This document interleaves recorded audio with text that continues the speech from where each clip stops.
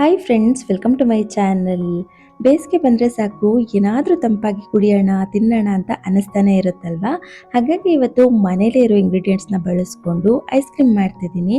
ಮೂರೇ ಐಟಮ್ಸ್ ಸಾಕು ಇದನ್ನು ಮಾಡೋದಕ್ಕೆ.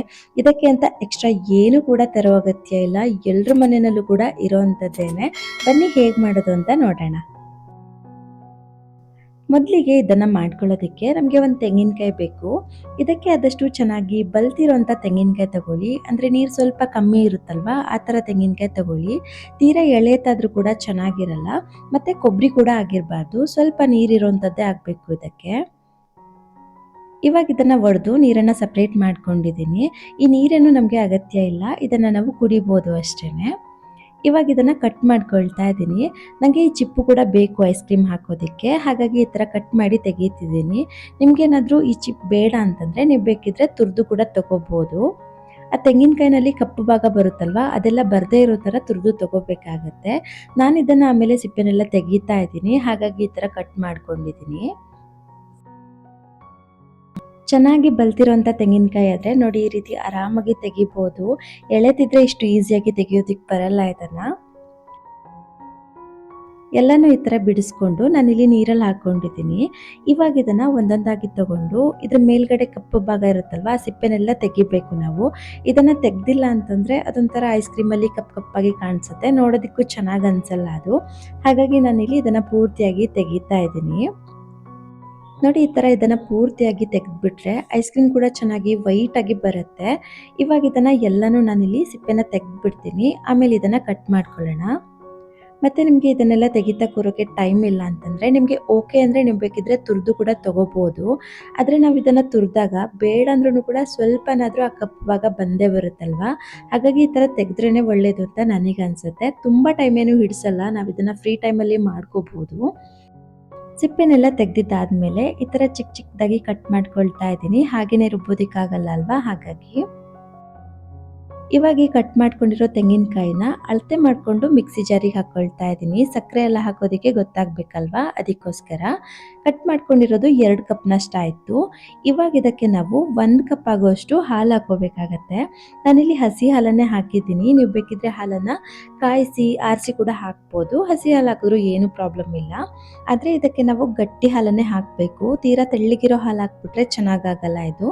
ಮತ್ತು ರುಬ್ಬುವಾಗ ನೀರೇನಾದರೂ ಬೇಕು ಅನಿಸಿದ್ರೆ ಹಾಲನ್ನೇ ಹಾಕಿ ರುಬ್ಕೋಬೇಕು. ಎಕ್ಸ್ಟ್ರಾ ನೀರೆಲ್ಲ ಹಾಕ್ಬಿಟ್ರೆ ಅದೊಂಥರ ಕ್ರಿಸ್ಟಲ್ ಫಾರ್ಮ್ ಆಗುತ್ತೆ ಐಸ್ ಕ್ರೀಮಲ್ಲಿ, ಹಾಗಾಗಿ ಹಾಲನ್ನೇ ಹಾಕಿ ರುಬ್ಕೋಬೇಕಾಗತ್ತೆ. ನೋಡಿ ಈ ಥರ ನೈಸಾಗಿ ರುಬ್ಬಿ ಎತ್ತಿಟ್ಕೊಂಡಿದ್ದೀನಿ. ಇದನ್ನು ನಾವು ಎಷ್ಟು ನೈಸಾಗಿ ರುಬ್ಕೊಳ್ತೀವೋ ಅಷ್ಟು ಚೆನ್ನಾಗಿ ಹಾಲು ಬರುತ್ತೆ. ಇವಾಗ ಇದನ್ನು ಸೋಸ್ಕೊಳ್ಳೋಣ. ನಾನಿಲ್ಲಿ ಈ ಥರ ಒಂದು ಜ್ಯೂಸ್ ಟ್ರೈನರ್ ತೊಗೊಂಡು ಅದರ ಮೇಲೆ ಒಂದು ಕಾಟನ್ ಬಟ್ಟೆ ಹಾಕಿ ಇದನ್ನು ಸೋಸ್ಕೊಳ್ತಾ ಇದ್ದೀನಿ. ನಾವು ಇದನ್ನು ಹಾಗೆ ಹಾಕಿಬಿಟ್ರೆ ಅದೊಂಥರ ತೆಂಗಿನ ತುರಿನೇ ಬಾಯಿಗೆ ಸಿಕ್ದಂಗೆ ಇರುತ್ತೆ, ಐಸ್ ಕ್ರೀಮ್ ಥರ ಕೂಡ ಅನಿಸಲ್ಲ ಅದು. ಹಾಗಾಗಿ ಈ ಥರ ಸೋಸಿ ಹಾಕಿಬಿಟ್ರೆ ತುಂಬಾ ಚೆನ್ನಾಗಿರುತ್ತೆ. ಮತ್ತು ಇದಕ್ಕೆ ನಾವು ಎಕ್ಸ್ಟ್ರಾ ನೀರೆಲ್ಲ ಹಾಕೋದಕ್ಕೆ ಹೋಗಬಾರ್ದು. ಇದರಲ್ಲಿ ಎಷ್ಟು ಹಾಲು ಬರುತ್ತೋ ಅಷ್ಟು ಹಾಲನ್ನು ಈ ಥರ ಹಿಂಡಿ ತೆಗೆದ್ರೆ ಆಯಿತು. ಇದಕ್ಕೆ ನಮಗೆ ಹಾಲು ಮಾತ್ರ ಸಾಕು, ಹಾಗಾಗಿ ಈ ಥರ ಪೂರ್ತಿಯಾಗಿ ಹಿಂಡಿ ತೆಗ್ದಿದ್ದೀನಿ. ಹಾಗೆ ಇದನ್ನು ಹಿಂಡಿರ್ತೀವಿ ಅಲ್ವಾ, ಆ ತೆಂಗಿನ ತುರಿನೂ ಏನು ವೇಸ್ಟ್ ಮಾಡೋದು ಬೇಡ. ಅದನ್ನು ನಾವು ಪಲ್ಯಕ್ಕೆ, ಸಾಂಬಾರಿಗೆ ಅಥವಾ ದೋಸೆ ಏನಾದರೂ ಮಾಡಿಕೊಂಡ್ರೆ ಅಕ್ಕಿ ಜೊತೆ ಹಾಕಿ ಕೂಡ ರುಬ್ಕೋಬೋದು. ನಂತರ ಇದಕ್ಕೆ ನಾನಿಲ್ಲಿ ಒಂದು ಅರ್ಧ ಕಪ್ನಷ್ಟು ಸಕ್ಕರೆ ಸೇರಿಸ್ಕೊಳ್ತಾ ಇದ್ದೀನಿ. ಇಷ್ಟು ಹಾಕಿದ್ರೆ ಕರೆಕ್ಟಾಗಿ ಆಗುತ್ತೆ ಸಿಹಿ. ಇನ್ನು ಜಾಸ್ತಿ ಕೂಡ ಹಾಕೋದಕ್ಕೆ ಹೋಗ್ಬೇಡಿ, ಇನ್ನು ಕಮ್ಮಿ ಕೂಡ ಸೇರಿಸ್ಬೇಡಿ. ಹಾಗೆ ಇದಕ್ಕೆ ಒಂದು 4 ಡ್ರಾಪ್ ವೆನಿಲಾ ಎಸೆನ್ಸ್ ಹಾಕ್ಕೊಳ್ತಾ ಇದ್ದೀನಿ.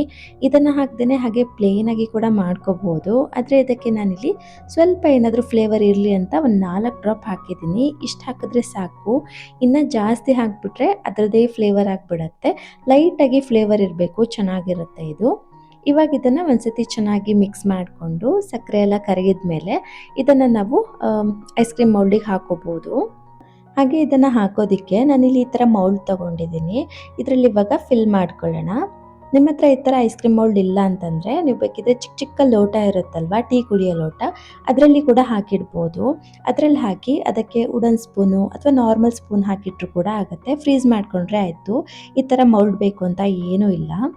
ಹಾಗೆ ಉಳಿದಿರೋದನ್ನು ನಾನಿಲ್ಲಿ ಈ ಚಿಪ್ಪಲ್ಲಿ ಹಾಕಿ ಇಡ್ತಾ ಇದ್ದೀನಿ.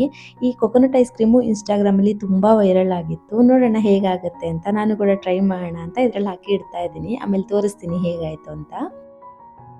ಇವಾಗ ಇವೆರಡನ್ನು ಕೂಡ ನಾವು ಫ್ರೀಝರಲ್ಲಿ ಇಟ್ಕೋಬೇಕು. ಇದನ್ನು ನಾವು ಒಂದು 8 ರಿಂದ 10 ಗಂಟೆನಾದರೂ ಫ್ರೀಝರಲ್ಲಿ ಇಡಬೇಕಾಗತ್ತೆ, ಚೆನ್ನಾಗಿ ಗಟ್ಟಿ ಆಗೋದಕ್ಕೆ.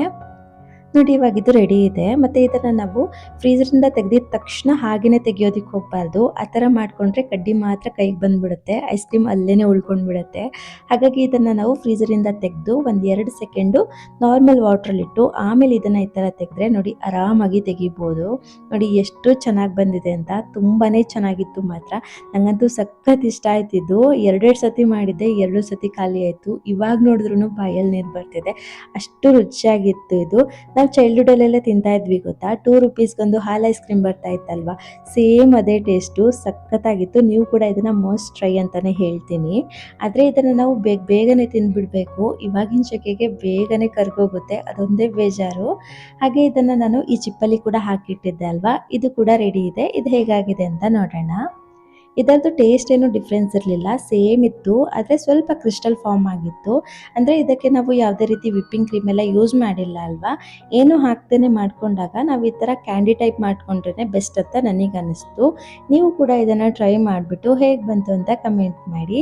ಹಾಗೆ ನಿಮ್ಗೇನಾದರೂ ಈ ವಿಡಿಯೋ ಇಷ್ಟ ಆಗಿದ್ದರೆ ಪ್ಲೀಸ್ ಒಂದು ಲೈಕ್ ಮಾಡಿ, ಶೇರ್ ಮಾಡಿ, ಸಬ್ಸ್ಕ್ರೈಬ್ ಮಾಡ್ಕೊಳ್ಳಿ ಅಂತ ಹೇಳ್ತಾ ಸಿಗೋಣ ಮುಂದಿನ ವಿಡಿಯೋದಲ್ಲಿ. Thanks for watching.